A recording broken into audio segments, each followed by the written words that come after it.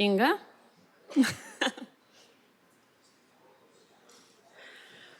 Well, thank you for joining us this morning. Special thanks to Anna, who organized the event. Thank you for the initiative. So today we have a very interesting topic, the new one at Fintech Hub LT Association, cybersecurity. And when did it start? So according to Cyber Magazine, in 1960s, a researcher, Bob Thomas, created the first computer program called Creeper. Sounds creepy, but okay. And only after the 17 years around, the first commercial antivirus program was introduced to the public. Soon, in early 90s, criminals saw a potential revenue from stealing data from people and governments online. Therefore, cybersecurity industry developed, let's say, the speed was faster than a light.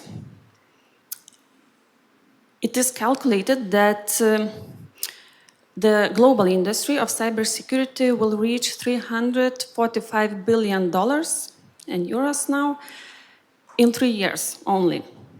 So here, information security officers become even more sexy. Steve, this time Katz, he is known globally as the first chief information security officer. In 1994, when I was still at the elementary school, cyber criminals hacked, let's say, financial service multinational Citicorp. Then the company decided to create a C-level position to stop the attacks. And this is how Chief Information Security Officer was born. We will dig more later on what this person has to do in the company, according to the regulator, and from the internal company's perspective. But I would like to invite brilliant Greta to open our event today. She will introduce us to Dora. So please welcome Greta, a Chief Specialist from Ministry of Finance.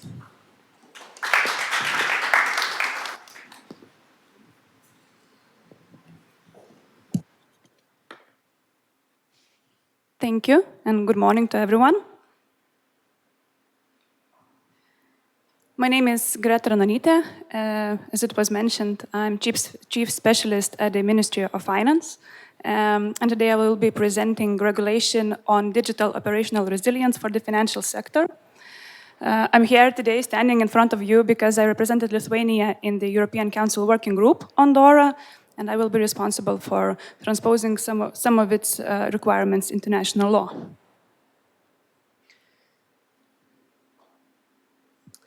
So let me start with naming a few reasons why we have DORA at the table in the first place. First and foremost, as of course all of you know, financial entities are highly interconnected in a nowadays world and rely on ICT systems. And because localized events can affect those institutions, it can spread across the whole EU financial sector, and it can become a systemic vulnerability. So financial entities can become a channel for cyber attacks to the whole sector. Secondly, we already have ICT requirements, but up to this point, it has been addressed separately in various different EU laws. So DORA tries to consolidate, upgrade, and set uniform requirements across the whole sector. Thirdly, financial entities rely on ICT services, and currently there is an absence of clear and bespoke union regime for contractual arrangements.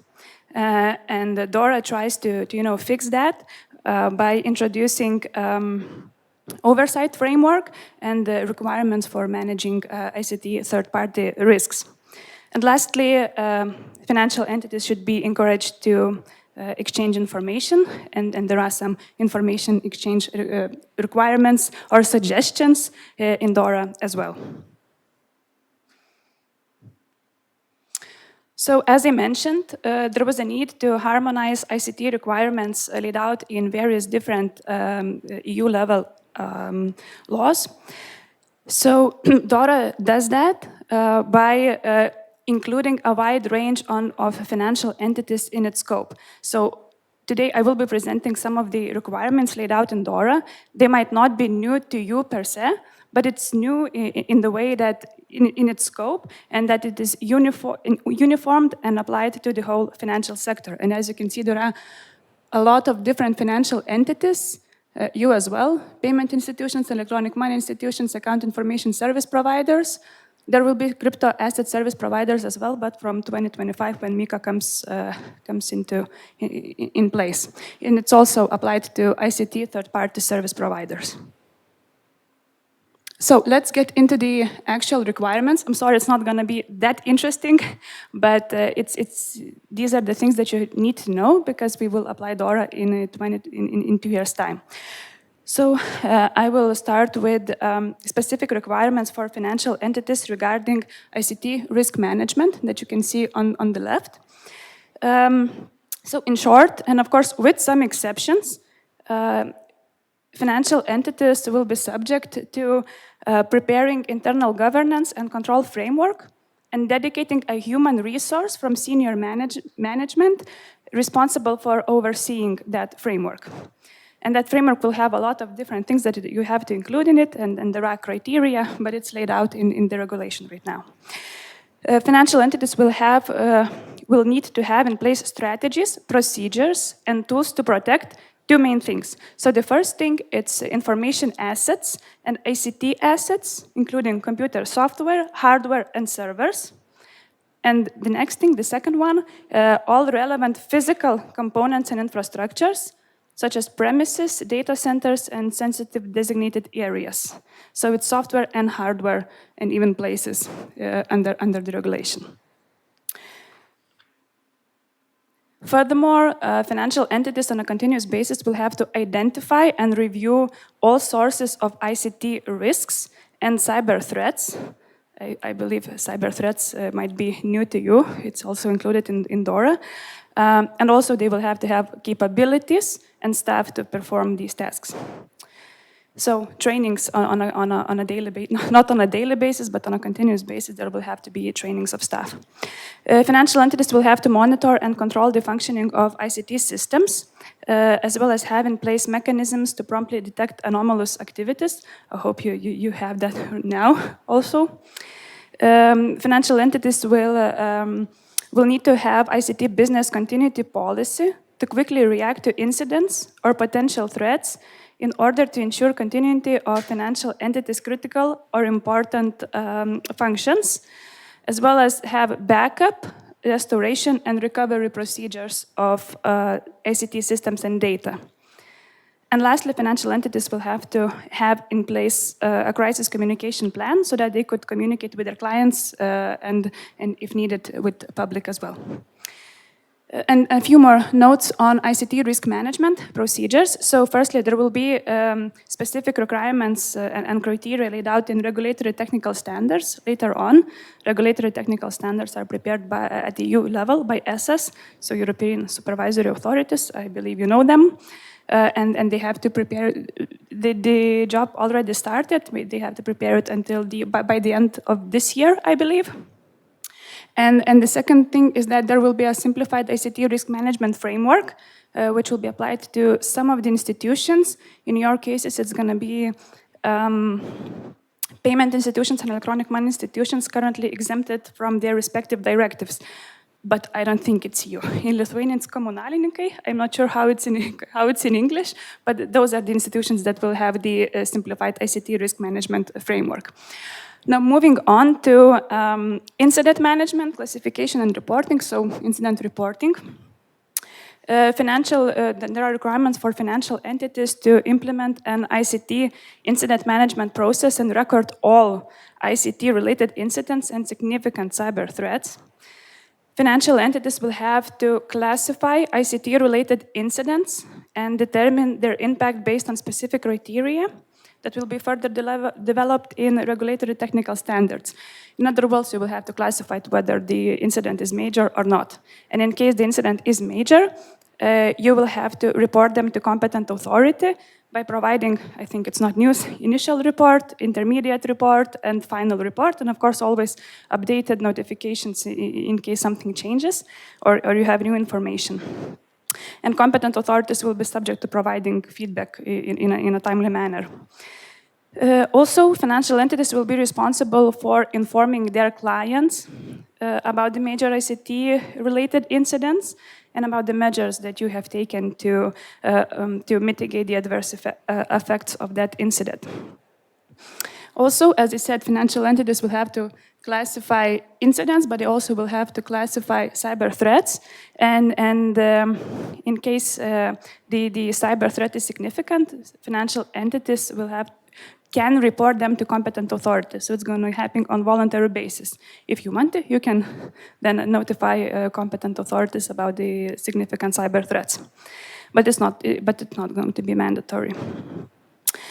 Reporting contents and templates will be harmonized by regulatory technical standards. So basically, there are a lot of different institutions that are interested in those reports and that want to read them and knowing the information in a timely manner, not only at the national level, but at the EU level as well. So there are a lot of different ways the information should be shared. So the idea is that financial entity has a template, fills that template out, and then provides it to competent authority, and then competent authority just sends it to anyone who needs it.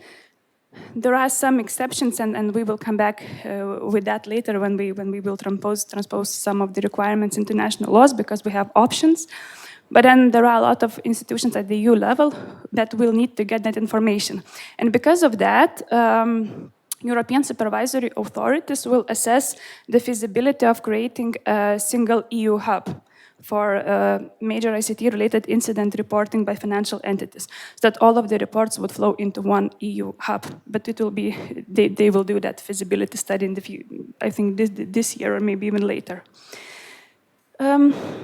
Yeah, and last note on reporting, these requirements will apply to operational or security payment-related incidents and to major operational or security-related payment incidents. But that's just something that we need to do with PSD2 so that everything would fall under DORA, including payment incidents.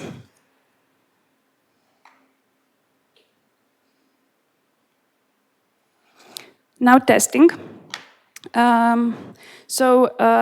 A big part of DORA goes to digital operational resilience testing. And firstly, there are some requirements for financial entities, except micro enterprises, that include 4 things. Firstly, establishing a sound and comprehensive digital operational resilience testing program. So we need to have governments and rules in place. Then conducting appropriate tests at least yearly. So each year you have to conduct tests. Ensuring that tests are undertaken by independent parties, whether internal or external. So testers can be internal. And lastly, establishing procedures and policies to prioritize, classify, and remedy all issues revealed throughout testing. Now, more about testing. So testing program shall provide execution of appropriate tests, such as, so there are a lot of criteria, vulnerability assessments and scans, open source analysis, network security assessments, gap analysis, physical security reviews, questionnaires, and scanning software solutions, source code reviews where feasible, scenario-based tests, compatibility testing, performance testing, end-to-end testing, and penetration testing. So that is a lot, I understand, but so that's why I read it out. You will be able to to get acquainted with that, and I'm sure that some of you already do those tests even without DORA. Financial entities, with also some exceptions, will have to carry out at least every 3 years advanced testing by means of thread-led penetration testing. So it's a different thing. It's a much more difficult testing, threadlet penetration testing, that has to cover all critical or important functions of a financial entity, and it has to be performed of live production systems. And you will have to do it every 3 years, but the competent authority has the right to increase or reduce that amount of time. So it can be more frequent or less frequent if the competent authority deems that it's necessary.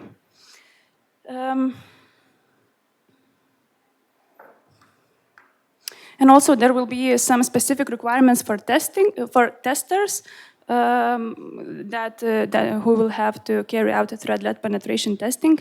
But for example, reputational requirements, but all of the criteria is already in the regulation.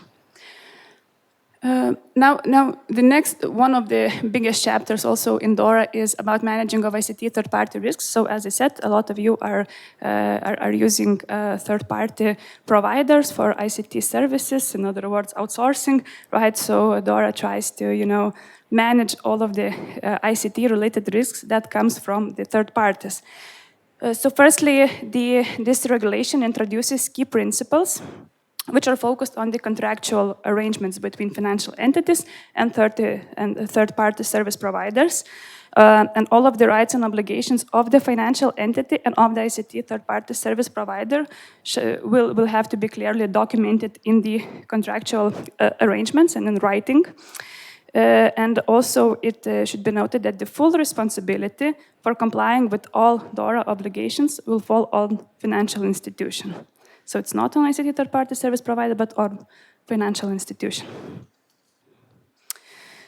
And secondly, as I think I mentioned that already, that DORA establishes oversight framework of critical ICT third-party service providers. You might ask, who are they? We don't know yet. It's going to be data analytics centers, cloud service providers, but the list will be established later on because there will be criteria, and at the EU level it will be decided who of those third-party service providers are critical, and in case they are critical, they were overseen at the EU level. And then in each critical ICT third-party service provider will have their lead overseer, which is going to be one of the SS, EBA, ESMA, or EIOPA. And the main task of that lead overseer will consist of assessing whether that ICT third-party service provider has in place all effective rules and mechanisms to manage ICT risks and whether they follow them. So it's applied to ICT third parties, the requirements are applied to ICT third-party service provider, but then the responsibility to oversee that, whether the third parties are following the requirements goes to one of the SS. And if that third-party service provider is not compliant to the regulation, the lead overseer will issue recommendations. If not compliant to that, they will be able to issue penalties.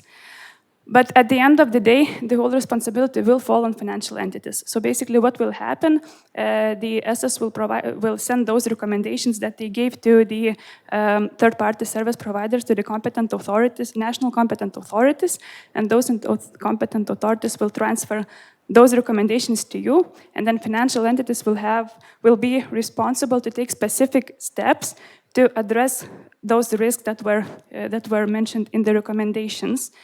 And if that doesn't happen, if that doesn't help and the risk still remains, then as a measure of last resort, competent authorities will have the right to require you, financial entities, to terminate your contracts with those ICT third-party service providers. Or suspend temporarily or terminate the contracts.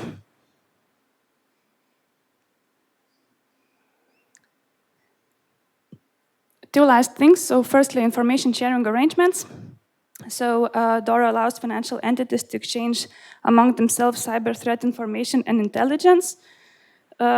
It's on a voluntary basis, but if you do exchange that information, you will have to notify competent authorities, but the competent authorities do not participate in those formats. It's between the market. And also, competent authorities In our case, it's going to be mostly Bank of Lithuania, I think maybe in all of the cases. And competent authorities, of course, will have the necessary powers, so all supervisory, investigatory, and sanctioning powers necessary to fulfill their duties under DORA. And those powers will include, and that's nothing, I think, new, access to any document and or data relevant for performance of duties, carrying on-site inspections or investigations, and requiring corrective or remedial measures or even administrative penalties for breaches of regulation.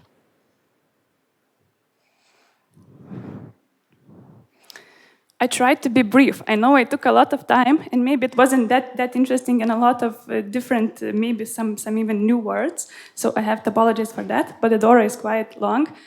I will answer the question. Just few more things to tell. So firstly, the whole regulation already came into force 2 days ago. That's the first QR code if you wish to get acquainted with the requirements.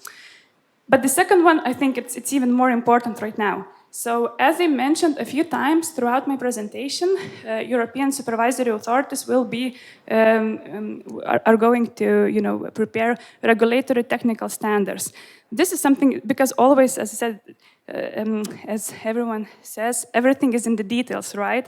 So these are the details. These are all of the criteria, the requirements and everything. They are going to be laid out in those regulatory technical standards.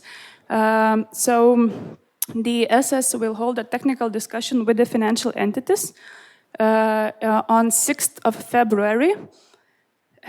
So I just invite you to participate. Of course, firstly, familiarize with the regulation, because you will be asked which options are better or not, or maybe just come to listen to their presentation. If you use this QR code, you have to register, and then you will get all of the necessary information. And DORA will be applied from 2025, so 2 years from now.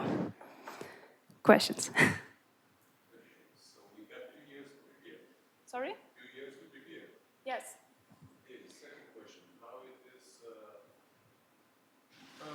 Half of these things are in our cybersecurity law, and the power with the cybersecurity law lies with our defense ministry. How you will share this power, or there will be two institutions doing the same thing in Lithuania? Yes, there is new directive called NIS2. It came out at the same time as DORA did. DORA will be lex specialis to NIS2 directive, which means that regulations in DORA goes above regulations of cybersecurity. In that act, in NIS2, there were requirements for cyber threats. That's why we have cyber threats in DORA as well. But it's going to be you will have to follow DORA first. Also, there are information sharing arrangements in DORA between competent authorities of the financial entities and competent authorities under NIS2 directive, which is CSIRT, so basically National Cybersecurity Center. Because some of you might need to report the incidents to both of the institutions, right? So there is a national option. We haven't decided which one we will use. One of the options is that you will provide the reports to your competent authority, which is Bank of Lithuania, and then Bank of Lithuania will send that report to National Cybersecurity Center, or you will have to provide that same report, which is going to be that same template, to both of them at the same time.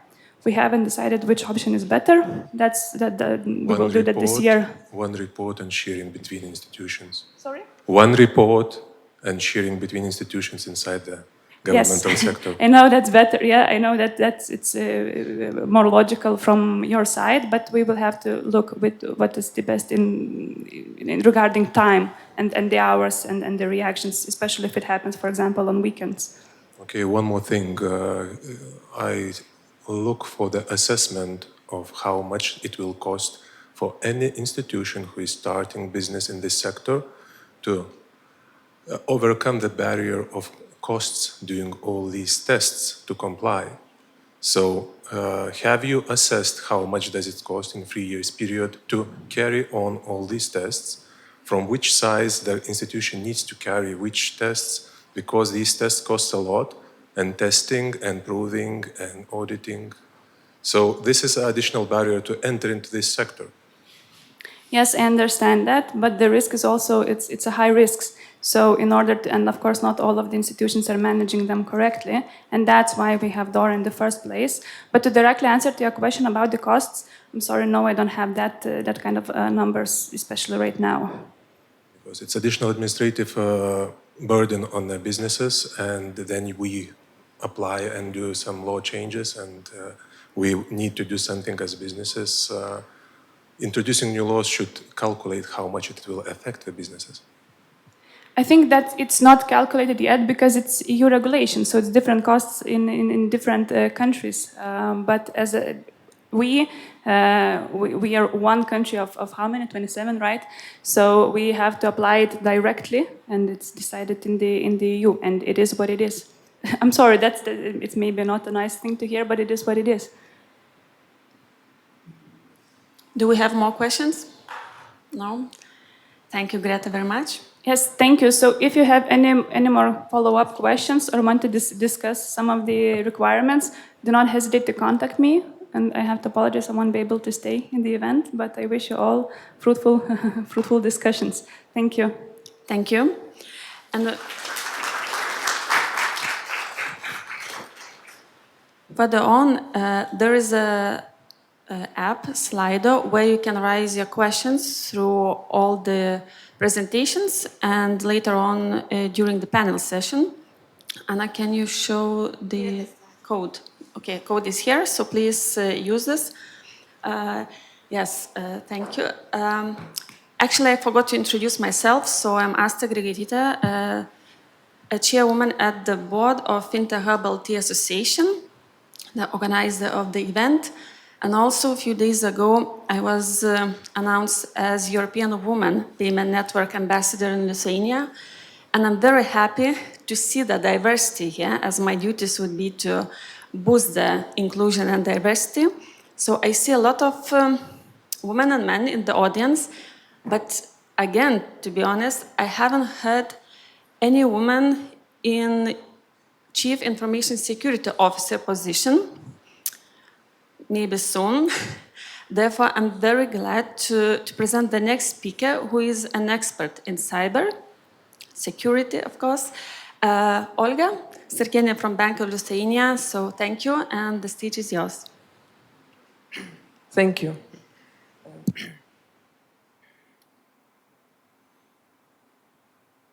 Yes. Good morning, everybody. I am Olga Starkienė. I am working in the Bank of Lithuania, and I am responsible for IT supervision of all financial market. Today, I will make presentation on cybersecurity management and present you also basic cyber hygiene measures. Here you see a list of the main legislation, international standards, and best practices governing information security, including cybersecurity.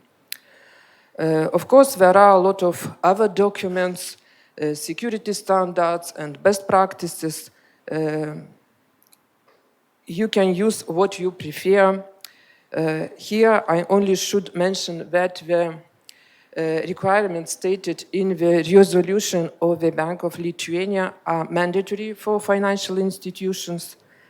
Other documents you may use as recommendations, but I should mention here that the EBA guidelines on ICT security and risk management, on which the resolution of the Bank of Lithuania is based, were prepared based on international standards and best practices.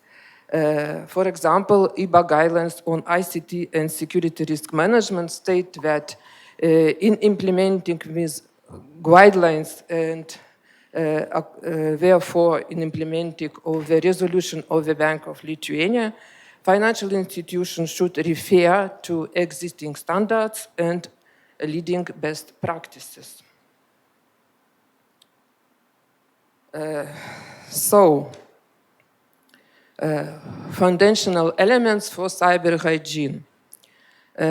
Basic cyber hygiene control measures, which I will present you today, require some foundational elements.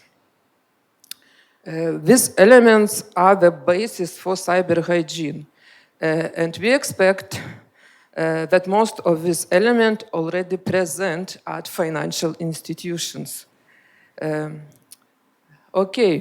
In addition to having ICT strategy and proper ICT governance, risk management is the most important element for building cyber hygiene. As you know, of course, ICT and security risk management should consist of identification, assessment, classification of the risks the institution is exposed to, also mitigation measures and periodical audit of the whole ICT risk management framework. Nowadays, financial institutions rely on complex ICT supply chain. At the same time, third-party providers are the source of malicious or non-malicious incidents. So institutions should take into account ICT supply as important risk. ICT asset inventory aggregates information about institutions' ICT assets characteristics and interrelations. Employee awareness. It is commonly said that people is the weakest link in cybersecurity. To reduce this link, institutions should raise employees' awareness on cybersecurity topics, provide cybersecurity trainings and for all employees, including upper management and third-party providers. Also, financial institutions should periodically communicate on cybersecurity topics and should provide simulation and training exercises. Appropriate incident response processes should be established to ensure adequate communication and decision-making in case of incident. And institutions have to know any potential threats that may impact them. Therefore, institutions should collect and process threat intelligence that allow them to anticipate and mitigate potential threats. Of course, in order to build basic cyber hygiene capabilities, financial institutions must have in place different ICT processes supporting financial institutions' business processes, ICT systems lifecycle, including systems development and acquisition, incident response, change management process, project management, and information sharing. Backups also. Cybersecurity policies and procedures also should be in place, and they should be periodically reviewed and updated.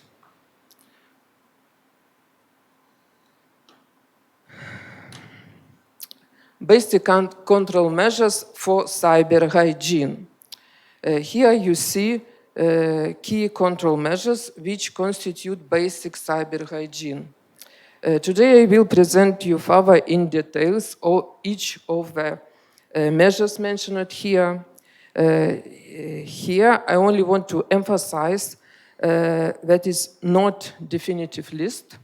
Of course, there are other additional control measures, for example, anti-DDoS protection, backups, redundancy, and others. But today I will present you the most important.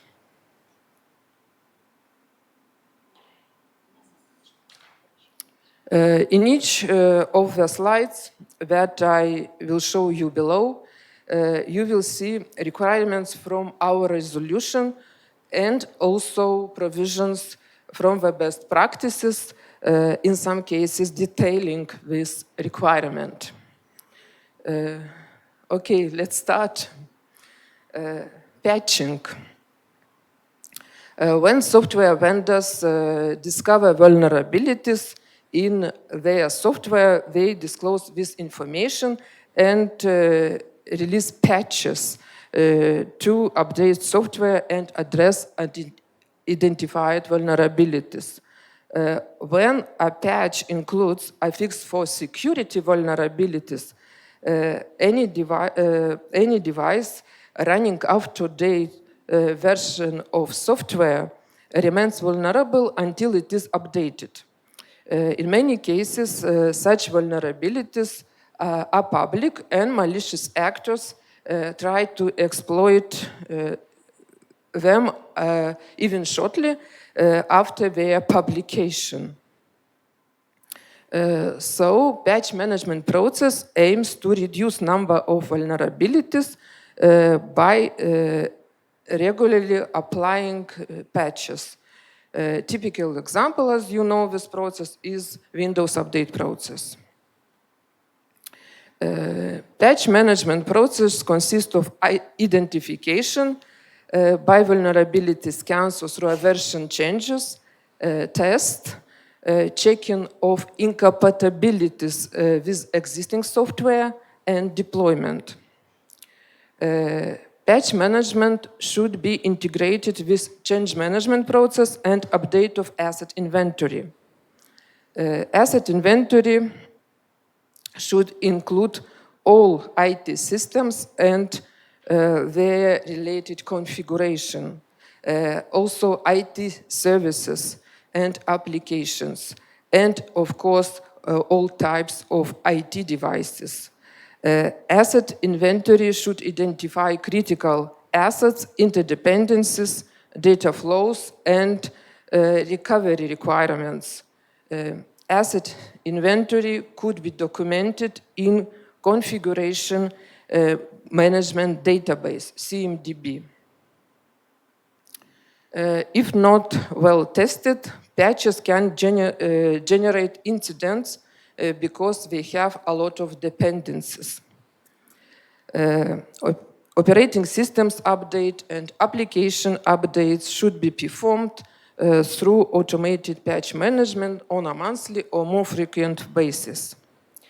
And patching policy should cover all possible systems.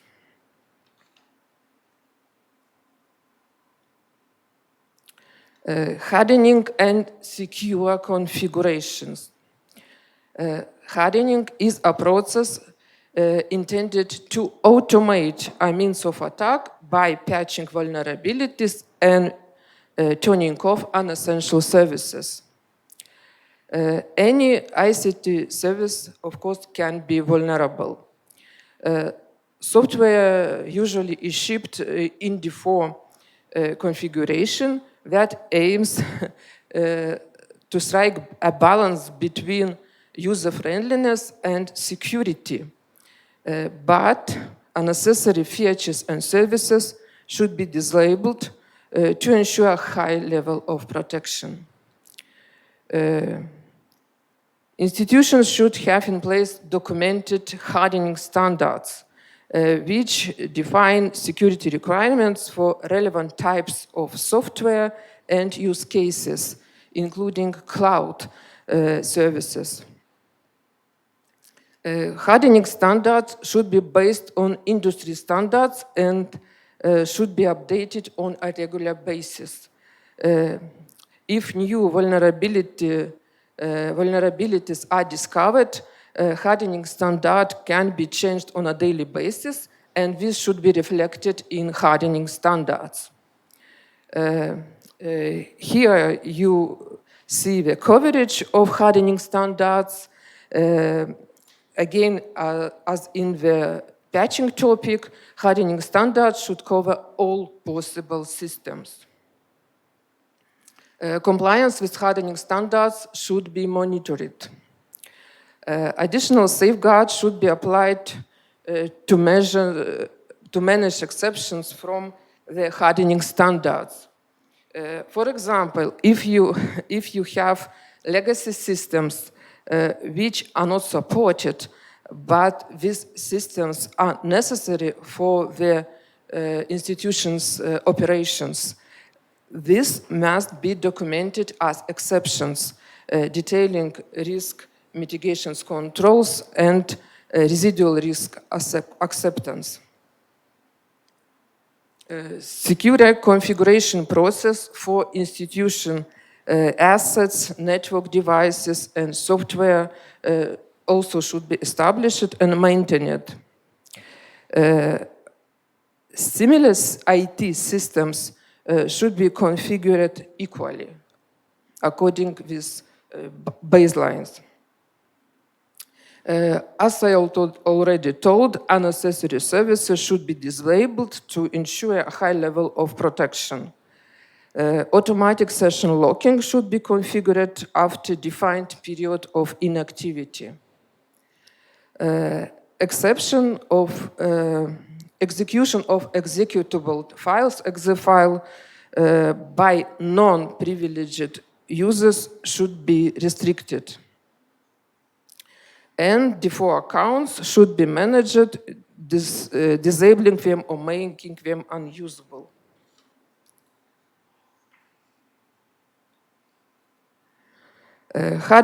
Malware prevention. Malware is any software designed with malicious intent that can potentially cause harm to institutions or their ICT systems.